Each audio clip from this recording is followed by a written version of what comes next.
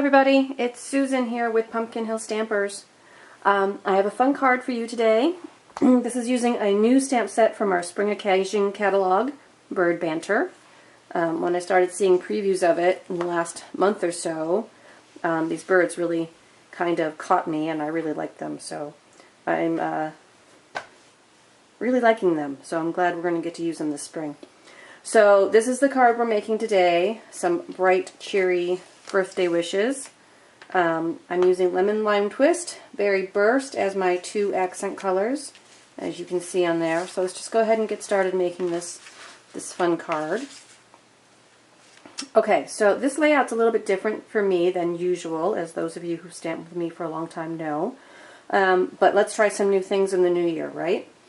Okay, so I'm going to stamp everything with my archival black ink to start with.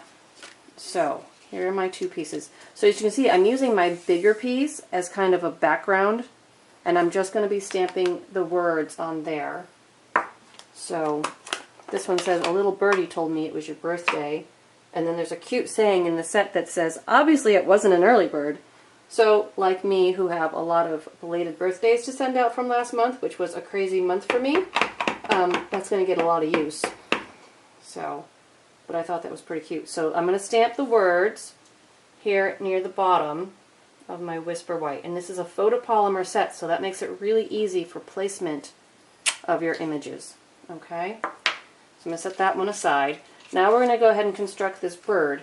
So we have three stamps involved in this. I've got the bird itself, so I'm going to ink that up in black, and I'm going to stamp him near the center, not too close to the top or bottom, because I want to be able to put the party hat on him and put the branch down below his feet. So there's my bird. Now I'm going to add the party hat, and being photopolymer, I can place that by looking through my block right near his head. And then we've got this fun line art branch here as well. So I can place that so it'll line up under his feet. Now if I wanted to get really fancy, I would possibly cover up his tail so that when I did the branch it would look like his tail feathers were in front, but in this case I stamped right over it so his tail feathers look like they're behind. So that's just something you can do on a different card if you wanted. Alright, so now we've got all these pieces. Now I'm just going to layer with my snail onto my mouth. So the bird's going on to basic black. I like basic black as a mount because it makes your image pop, especially if you've stamped in black ink. Okay. And outline images are even fun to leave black and white, and you know, especially if you're sending it to a younger person for a birthday, they might have fun coloring it, you know, send along a couple of crayons. So that's always kind of a fun birthday treat to get. Alright, so there are my two pieces, the way the card's going to go out. But now we need to go ahead and add some color to our bird. So I'm going to use the two colors in my card, Berry Burst and Lemon Lime Twist. And I'm going to open up my ink pads. Actually, I'm going to squeeze this one. This is the Lemon Lime Twist. And try to get some ink on my lid. Yep, there's the ink on my lid. Alright, so now I've got that. And I've got my blender pen. So now I'm going to sit so I can color with my blender pen. So what I do is I pick up some color from my lid. Now if your ink pad is dry, you can re-ink it and then squeeze it, or you can just drop some re-inker right in the lid. So then you just pick up some of that ink with your blender pen, and then you start coloring. So I'm going to start here with the leaves.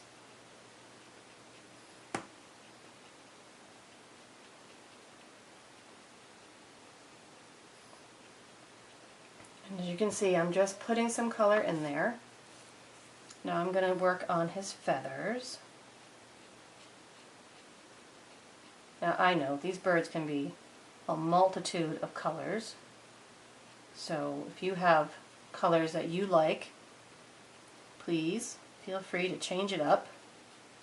Paint them any way you see fit, the way you want to use them. What I'm going to do is wing. So with blender pens, when you first start, your ink is kind of dark, so you may want to start near a line in your image and then the color will fade out and blend as it moves around.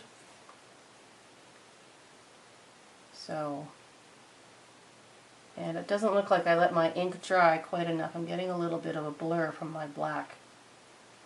If you stamp in Memento, it dries very quickly.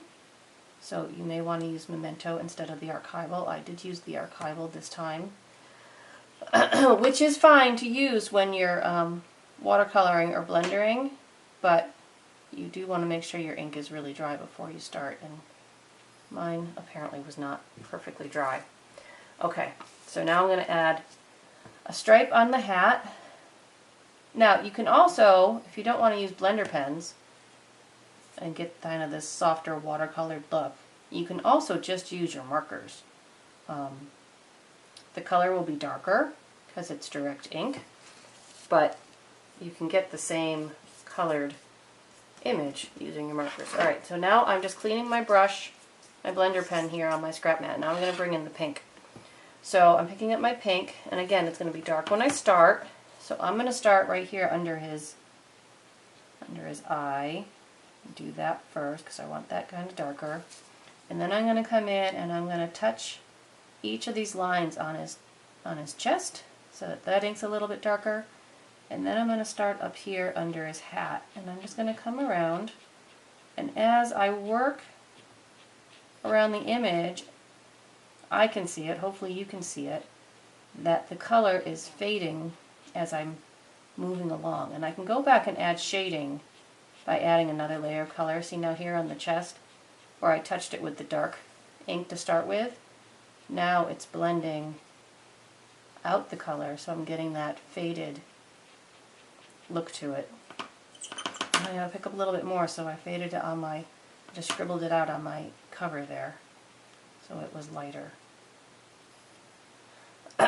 Okay, now I'm going to go back and pick them some dark, and I'm going to color in the hat stripes. So like I said, you could even just do that with your markers if you have them out and handy. But if you don't buy the markers, this is a way to use a blender pen to make your own marker in any color that you want to use. I'm going to add a little more pink to his belly.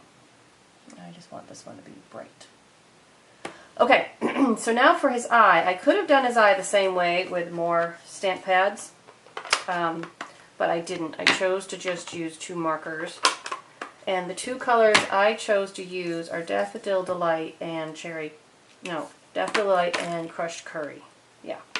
So Daffodil Delight is the brighter color. So I'm going to come in first and color around his eye spot. And I'm just going to go ahead and add that everywhere because I know the Crushed Curry is a little bit darker. And so then I will just touch up. I'm going to do the same thing. I'm going to go over the outlines on that eye. And then I'm just going to do his beak here too.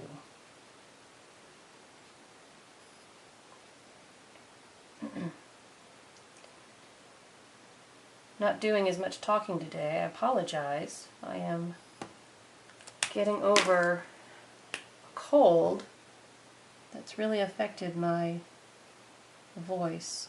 So see, I just came in and touched up some of that, and then I'm going to come in and color at the bottom of his beak with the darker yellow too, just to give that some shading. Okay, so there are the pieces for our card. Easy enough, right? So on the first one I did, I left the background just the green. So on this one I'm going to change it up a little bit. I decided after I put it all together that maybe I really did want some background imaging on there. So I'm just going to use the party hat that we used on the top of the bird. And I'm just going to stamp and kind of flip my stamp as I go, so it'll kind of be up and down, sideways, whichever. Kind of a crazy background, but fun. And because I know most of it's going to end up getting covered, I really just need to stamp the edges. I don't need to stamp the entire thing. So,